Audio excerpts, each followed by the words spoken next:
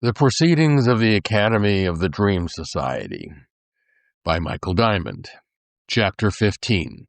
The Sum of All Assassinations. I mean to talk to you about surviving apocalypse. It happens at least once in the life of every being on the planet, and that doesn't even account for the hypothetical recirculation of souls. You can tell apocalypse is in the air if you read the handwriting on the wall. If you happen to find yourself in a land ruled by those who drink booze from the looted merch of temples, all that priestly swag repurposed. Forget about the computer geeks, the weasel-faced tools of billionaire sociopaths. Call in the necromancers, the Chaldeans, the astrologers. Call in the one known as God's judge, Gooj, to his friends, his co-conspirators. You know, the ones the Beastie sang about, Shadrach, Meshach, and Abednego, a.k.a. Mooncalf, Hudagad, and Wise Guy. 201, members in good standing of the Guild of Metaphysical Escape Artists, forebears of the great Houdini himself, he whose remains rest interred in the Cave of the Double in Queens. However, in the words of the ancient tent-maker, who long excelled in the fashioning of portable dwellings, the moving finger writes, and having writ, moves on. Next.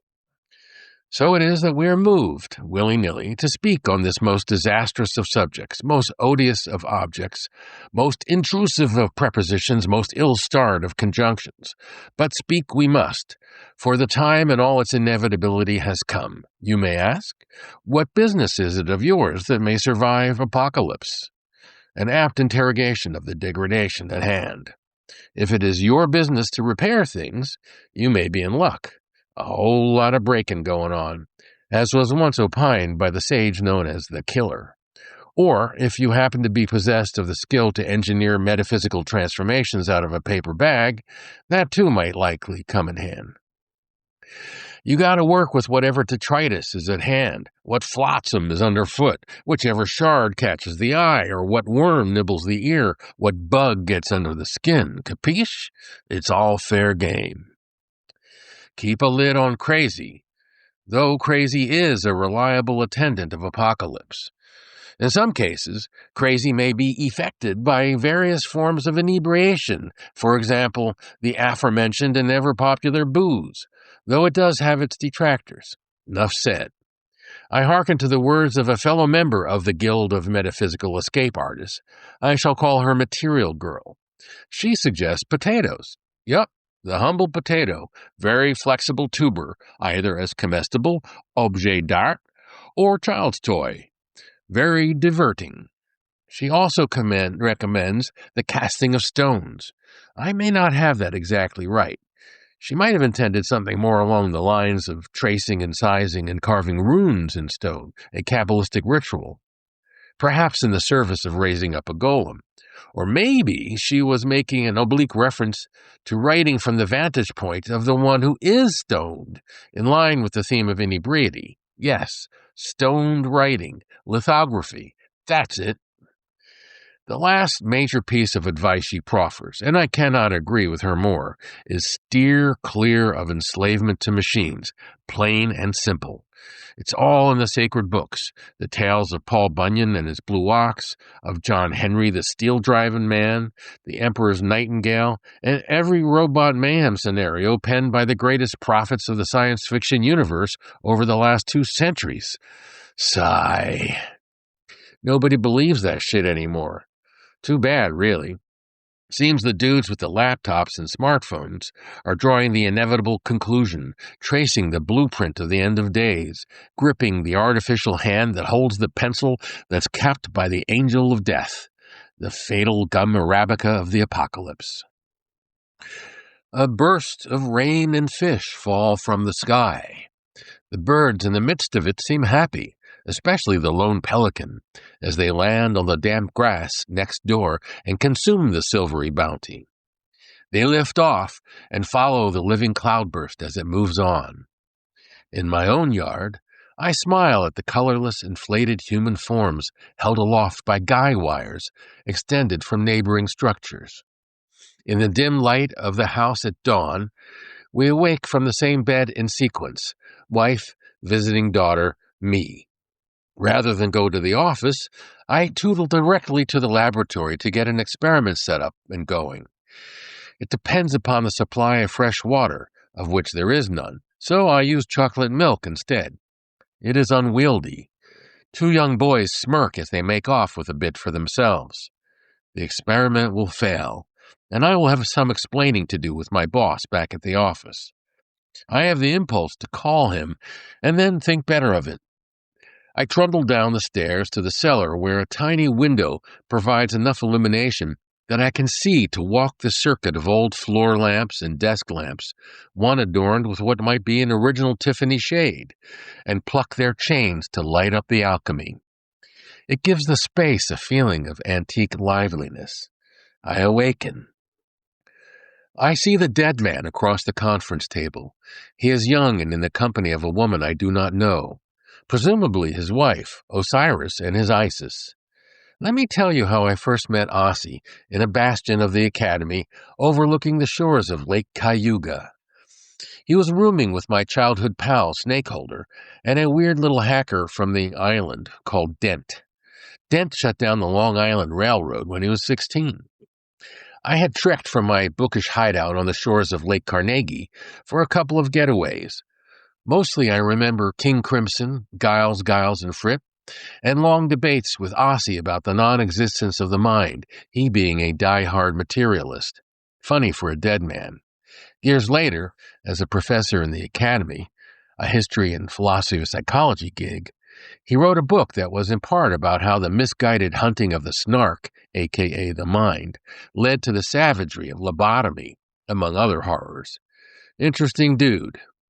We crossed paths a few years later during his apprenticeship in Philly, when I was employed by a subsidiary of the same Philly outfit, I a vivisectionist of small animals.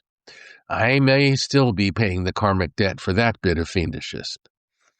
Then Ossie disappeared to the West Coast, and I meandered my way into the decryption of souls in that lifetime through potions and incantations as a dream interpreter in the nation's capital.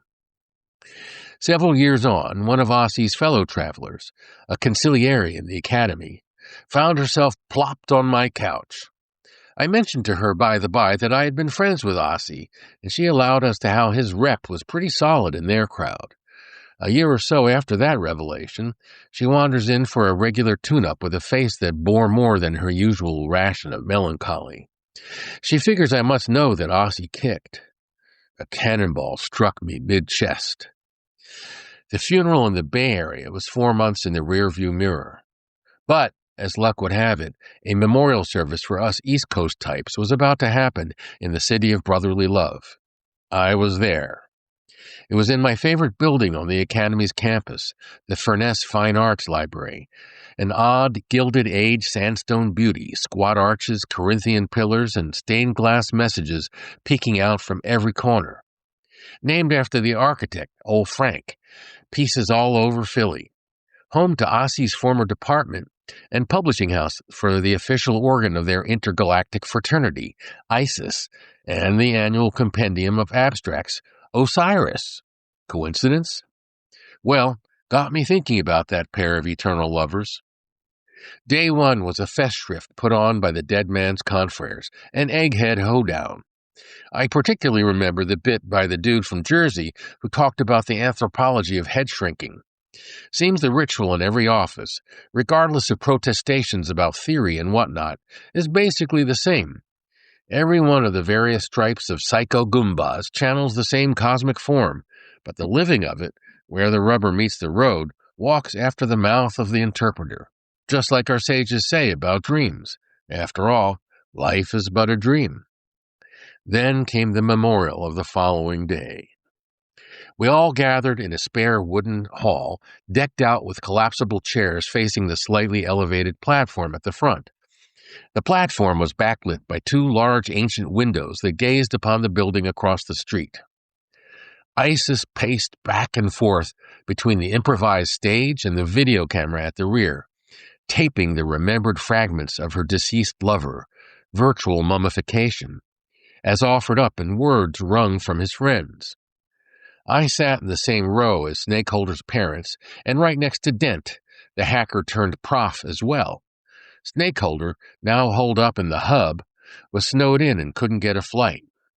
Then I noticed them, the workmen galumphing about and gesticulating broadly at one another on the edge of the roof opposite us, useless belaying equipment dangling from their waists. A troupe of Shakespearean clowns. That's when it hit me. It was Osiris pranking us. So I started to stitch together a poetic assemblage of the rooftop shenanigans, sprinkled with details from the reassembled bits of Ossie. At home, I finished the missive, quite pleased with myself, especially a bit about the dead man rigging up a skyhook to hoist the ghost from the machine, combining a ridiculous Boy Scout prank with an ironic smackdown of the standard materialist slam on the notion of a soul. I think the dead man might have been sending us a message in a bottle that he'd been wrong. I sent the piece to the dead man's journal, ISIS, the Proceedings of the Academy, in memoriam and all. Turns out they don't do poetry. Then I sent it to the dead man's former roomies, Dent and Snakeholder. Dent was kind enough to allow us he didn't know squat about poetry. Snakeholder, ever the enthusiast, gave me his customary over-the-top attaboy. He wasn't there, after all. All dressed up with no place to go with my smooth little poem. Then it occurred to me that I might send my missive to the bereaved widow. So I did. Radio silence for a couple of weeks. Then Isis forwarded me a message from the dead man's father. All it said was, "This is the first thing I've read since Ossie died that made me smile." All she wrote, or needed to write, or I needed to write. Completion. I try to remind myself of that whenever I feel like my tea leaf reading just isn't appreciated. You never know where your words or thoughts or deeds may actually land. None of your damn business, really. The Proceedings of the Academy has many a boutique outfit. Be still and know, 'nough said. Back at the Dream Society hoo-ha, I asked my ancient friend, Snakeholder, if he kept in touch with the dead man. He admitted not so much. It is difficult with dead people. Snakeholder and I cemented our relationship at age 6 when he introduced me to the occult appreciation of that redoubtable source for puerile smart alecks, Mad Magazine. Occult, as my pop considered it, contraband. What was Izzy, or Jakey, afraid of? The event du jour, where I saw the dead man, was a meeting of the brain trust of a number of the men I have admired as friends over the years. The food was not exactly kosher, but I was not offended by my North Country friend Redbeard when he proffered me a chicken fried ham steak. None of them knew from kosher. I'd attended Redbeard's nuptials in my youth, a pig roasting on a spit behind his future in-laws' barn, complete with dollar dance for the bride's garter collection and a most excellent band of country musicians. Quite the contrast to the groom's Faustian sophistication, though he derived from the same soil as his bride.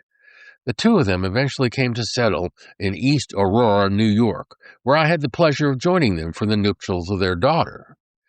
Wedding aside, East Aurora is a town unstuck in time, the birthplace of the American arts and crafts movement and homestead of Elbert Hubbard, original freethinker, anarchist, socialist, industrialist, and assembler of people, materials, and ideas. Oh, and reluctant uncle to his crazy nephew, L. Ron. Funny dude, Elbert. 2 love stories.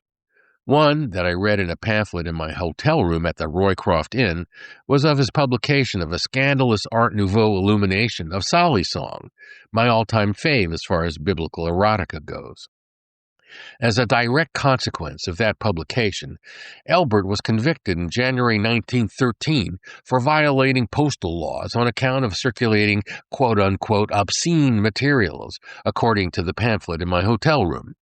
This led, by circuitous means, to the denouement of the second love story. Seems old Elbert wrote an article in which he featured the tale of the demise of Ida Strauss on the RMS Titanic in 1912. She refused all importuning to join the women and children in the lifeboat, choosing instead to die in the arms of her beloved husband. Love fiercer than death, as old Solly sang. Elbert was most moved. In 1915, Albert took a notion to sail to Germany with his bride to report on the war, maybe interview the Kaiser. His postal service obscenity conviction stood in the way, ultimately requiring a pardon from Woody Woo, presidential swell. Released from his obscenity conviction for biblical porn, the lovers were free to make an ill-fated trip on the Lusitania. A German U-boat had other ideas about the transatlantic passage of that luxury cruise ship and expressed those ideas in the form of a torpedo. This simple twist of fate brought Albert to reprise the Strauss's death scene 3 years after the curtain call of the ill-starred Titanic lovers. Albert and his Alice, with all deliberate intent, walked back to their stateroom to go down with the ship, as had Ida Strauss and her husband, hand in hand.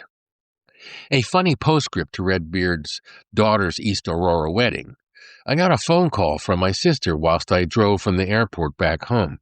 Seems she was disturbed by a voicemail she had just received threatening to expose her for pornography, of all the unlikely. The caller had purportedly been able to detect said pornography on her computer. An obvious scam. Nonetheless, Judgy, or was it Red, was convinced it was on account of my translation of Sally's song, whose hot little text sat on her hard drive. I have no idea whether or not she purged it. Albert, the great song still exudes its dangerous charm. The building where the Academy of the Dream Society Jamboree took place loomed large as I bounced a monstrous ball along a cavernous passageway, very like a shopping mall. A woman, a stranger, was unable to give me directions, only a useless though highly detailed map. I found my way to the conference room by memory and intuition. The presentation posters were not yet set up. My faddish friend, the Chaldean, also long out of touch, had brought his dog and pony show. He and I had become friends because of his girlfriend's feng shui thesis project. Seems she had run into a jabbering rep of a potions manufacturer while standing in line at an elixir of consciousness shop under the sign of the two-tailed mermaid. He slipped her my particulars, and there she was at my door, Madame Babylon herself, markers and transparency in hand. The map-making ensued forthwith, most illuminating, really. Demonstrated, among other things, the imbalance in my relationship with my then-wife, strange one. Also my uneasy relationship with my own profession. The gal didn't know me from Adam. Impressive. Meanwhile, she tells the Chaldean that he and I should be pals, so he sends me a cheesy, mystical reception gang paperback. Not my fave, those particular scammers. But, to be neighborly, I send him a Tibetan Buddhist take on karma in the business world. He is gaga for it. Fast forward, I recruit him into what turned out to be a 3-year group project on Sally's song. It's everywhere, I tell you. Now he lives by the sea, the beautiful sea. I introduced my best friend from middle school to the conference crowd, Virgil, actually junior high, strictly speaking. A grade school mutual of ours set us up as competitors. Foiled that dude. We're friends for life. As we stood amongst the Dream Society irregulars, he told me he was being court-martialed, of all the unlikely. It was an obvious setup. He'd been assigned a lawyer who was an unnecessarily attractive woman. I intended to defend him. As Virgil biked down the street ahead of my car, I saw him, though I mistook him at first for Snakeholder. A large bully of a fellow leapt out of another car and assaulted my old friend on account of the bully's misplaced credulity regarding the court-martial narrative. What a dolt! I jumped out of my car so as to seriously throttle the assailant, maybe with a handy tire iron, old-style Philly smackdown. Then I woke up. The defense was continued. Should I say that the Song of Songs is the love song of the body and the soul? No, because they're not so easily distinguished. However, that's the whole point of the ambrosial state. They aren't. Having said that, my first impulse is to be done with it. Enough said. Period. End of sentence. Yet they go on, the lovers. The dark Shulamite and her lucent beloved. Vive la différence! Who would have thought that Hegel was so sexy? So confusing. So many minnows slip through my hands. At once, definite and evanescent. I need the strength, the judgment of your left hand beneath my head to focus my vision of you. I need to feel the tenderness and magnanimity of your right arm. I must put pen to paper before I lose it. More left hand, please. I am awestruck. So who am I talking to? The Shulamite? Her beloved? The great song itself? Or perhaps to you, dear reader? Maybe just to me. In ambrosia, distinctions fall apart. Reader, author, word. The boogie-woogie of language and thought introduced itself to me in Ms. Callie's high school class on Eastern religion. Though maybe it was in the sandbox at age 5, digging holes and filling yourself in over and over again, call and response, the heuristic of infants and toddlers. Age puts the kibosh on all that. Maybe we're just bored. Asymmetry of yin and yang. The extreme of cold burns, a burst of light blinds. Hegel on hashish. The fluidity of thought pumped to the max. But it's not all Bildungsroman and cinematic development. Where is the sexiness and all that predictability? Who's that peering in the windows, peeking between the cracks? A high-stakes game of peekaboo with beloved. Freud said infants are polymorphously perverse. Everything is a gas. Then comes the fall, or several tumbles and scraped knees, the loss of omnipotence, the onset of angst, the search for vocation, or at least the cash to pay the rent, and eventually the inevitable physical extinction. Pain succumbs to pleasure, light to shadow, good to evil, whether you are a moral relativist or not. Life complicates the whole souffle. The poet and incompletely sprung Jesuit Gerard Manley Hopkins knew the beauty of dappled things. Knock, knock. Who's there? Banana. The 4-year-old roars immediately at knock, knock. Most of us would be glad to stop there. Maybe we need more sophisticated surprises, more subtle sleights of mind. Maybe it gets harder to pretend you don't already know the punchline. So the real problem is, how do you keep going when you know there's no place to go? Equivocate. Say, well, but there's a way to go. And you're off and running again. Better yet, running and returning. The cycle of cosmic energy pinging the letters, the jewels, the supernal branches of the tree of life, the circuit by which boundlessness downloads presence. Zeke's vision, the four-faced holy creatures darting about the throne of heaven whilst maintaining strict orientation with respect to the throne. Divine robots, hummingbirds at their nectar. You with me? You follow me?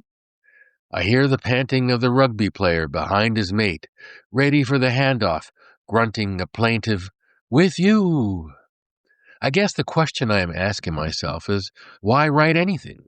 The other day, while shopping for the birthday of my beloved, I was struck by a quote from the Bengali polymath Rabindranath Tagore, painted on the wall of the fair trade store.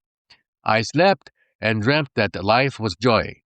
I awoke and saw that life was service. I served, and behold, service was joy. The Bodhisattva stance, the touchdown of the ambrosial one at the end of time. Condescending? Grandiose? When my grandmother was dying of lung cancer in a nursing home near my college, I was repeatedly embarrassed when I'd walk into her sick room and she'd turn her lonely eyes to me, arms outstretched, crying in the Mamelushon, the mother tongue, Moshiach, Messiah. Can you believe it? All these years later, I realized my embarrassment was misplaced. The point wasn't whether at that moment I was Moshiach, the anointed one. It was that she had stepped out of time and momentarily shared with me her sublime yet painful state of consciousness, ambrosial consciousness. Good for her, eh? Every one of the 613 instructions enumerated in the Big Book for all observant tribe heads to keep, well beyond the first 10, from that fiery moment out of time on the sacred mountain until right now, is an opportunity to step out of time and into ambrosia. What greater joy could there be? Really, total awareness and the guarantee of always doing the right thing at the right time for the right reason. So easy, no? Something's missing. Where's the rush in that? What of supernal pleasure, or even mundane pleasure? Greatest pleasure you'll ever know in this world is to love and be loved in return.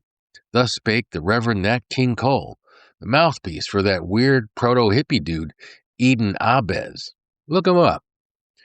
Nothing else comes close, neither in potency nor in endurance. But what's love got to do with it? A dentist friend mentioned to me that every tooth has its own ligament, a mesh of connective tissue cradling it and anchoring it to the mandible or maxilla. 32 little bones, each with its own little sinuous attachment. I was excited. That only left 216 more bones and 333 more sinews, for a total of 248 and 365 respectively, according to Moishe, son of Fortune, medieval physician, philosopher, sage, in his introduction to second book, his condensation of the oral record, the breath of conversation beginning as a wedding vow at the marriage of heaven and earth, or so they say. This corpus has been tended for centuries in the ether by an unbroken lineage of sages and saints enumerated in the introduction to Moishe, son of Fortune's second book. Moishe wrote that each bone, aka body part, corresponds to one of the 248 affirmative instructions, and each sinew to one of the 365 prohibitive instructions, for a grand total of 613. I wanted to map the spirit body, though I barely started the job. A mystic teacher introduced me to the erotic notion that every time one of those 613 instructions is performed, it engineers the sexual union of the boundless with the Shekhinah, aka presence, cosmic bliss, the descent of divine light into the world. You can hear the supernal gears and levers cranking. This is the tantric promise of Sali's song, boundless presence. Dem bones, feel it in dem bones. Many years back, I had the most unpleasant experience, a severe purgation, no doubt courtesy of the admissions committee for the academy, of being taken to small claims court by my accountant. He had stopped doing his job, the supervision of my apparently hopelessly incompetent secretary's bookkeeping. He did not inform me of her hopeless incompetence and his subsequent ceasing of supervision, the result of which was massive financial loss to me. After the shit manifestly hit the fan, I stopped paying him. Bim, bam, bop. He said, "See you in court." Open and shut, I thought. It was a humiliating experience in about as many ways as you can imagine. The judge wasn't interested in any of the details of the story, merely expected we two professionals should craft a mediated decision and have done with it. It was not forthcoming as far as the accountant was concerned. So the judge split the baby. I was instructed to pay half the derelict accountant's fee, as I had already paid the equivalent amount to a new accountant to rectify her predecessor's errors.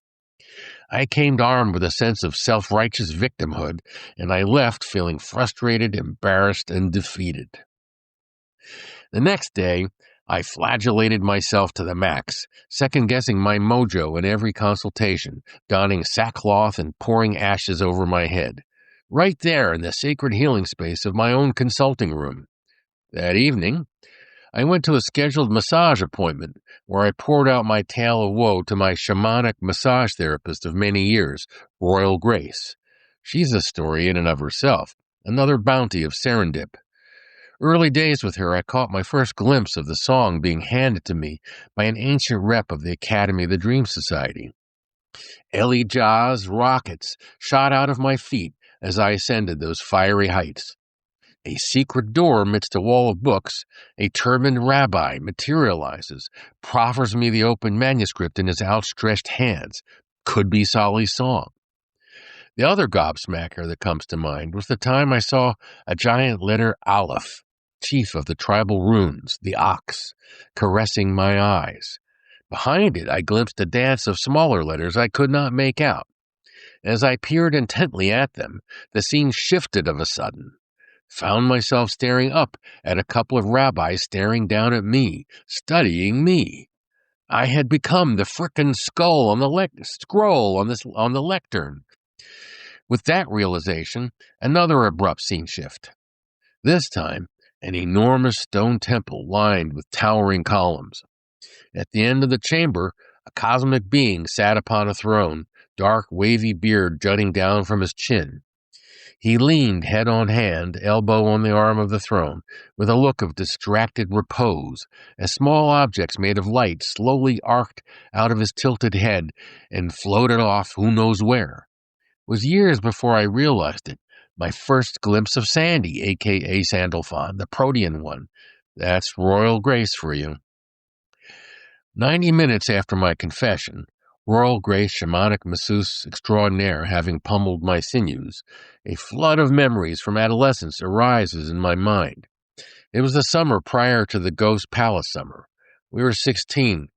My buddy Virgil and I had summer jobs where we stole, lied, and generally deceived our employer, all in the name of underage drinking and bartering for pot. It wasn't that I had forgotten those trespasses.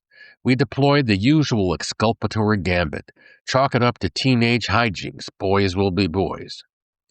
My day in court and the painful events that led up to it gave me a snootful of the shoe on the other foot, to mix a metaphor, to be on the receiving end of a mindless employee's behavior in my own little realm.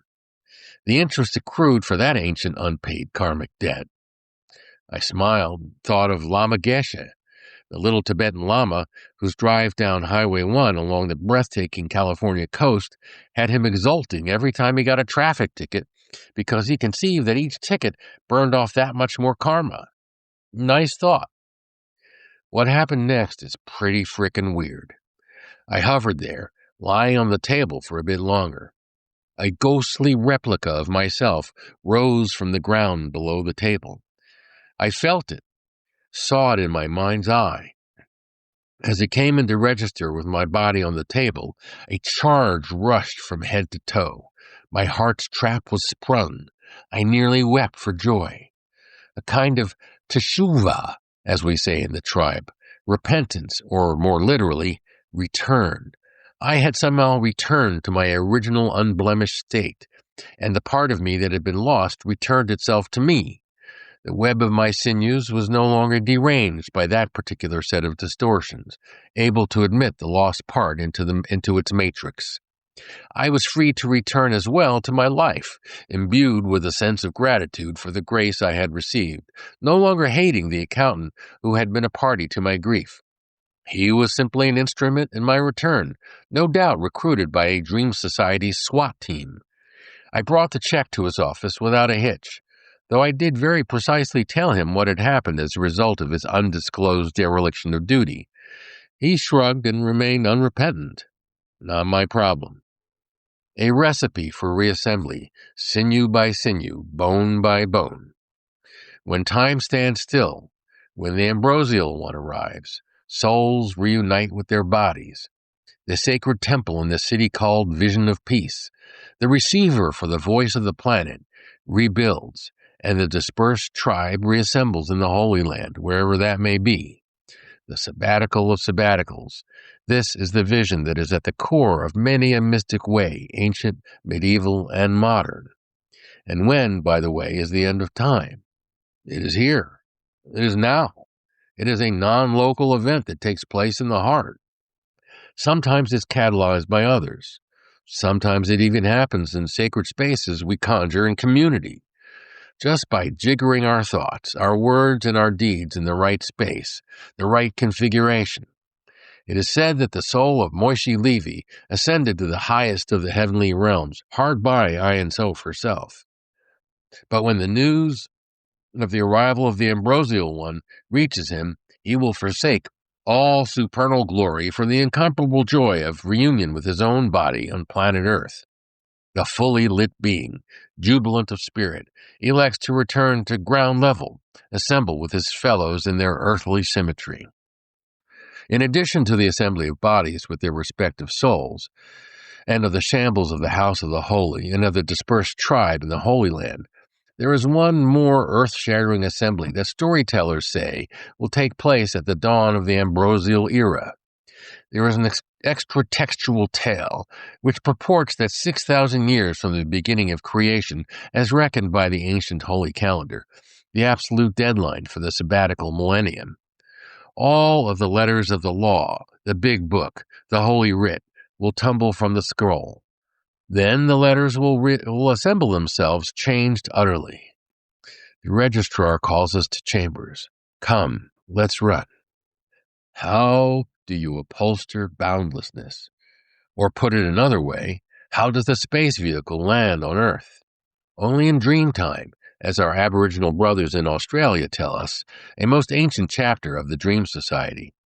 Some still live their wilderness walkabout, taking their revelation on the run, lucid dreaming whilst actually awake. The mind in Sali's song, and the peron, a bit of borrowed Greek, the uncut ore substance of creation, is its vehicle, the palanquin for the beloved. Unbounded, yet somehow other. Holy, holy. What we cannot touch fills material existence with its density, its subtle illumination. Kindled, total receptivity to the download, the self that floats among the channels to be a golem in the service of its creator. Who is the golem and who the creator? The former is the one under whose tongue lies the scroll inscribed with the single word emet, truth. The latter puts it there. Take care for the words in your mouth. There is no resolution in the bardo. Its modality is ceaseless change. Or, as White Boy Yeats said, where a body isn't bruised to pleasure soul. The beloved is your mouth, your throat, that through which you allow words to pour and sustenance to enter, the portal for the ether to suffuse your mind. She is your throne, your vehicle for getting from place to place, transport for your dreams. She bids you fly on hills of incense, in fields of mandrake, over oceans of lovers, phosphorescent membranes glinting in the moon. Accept.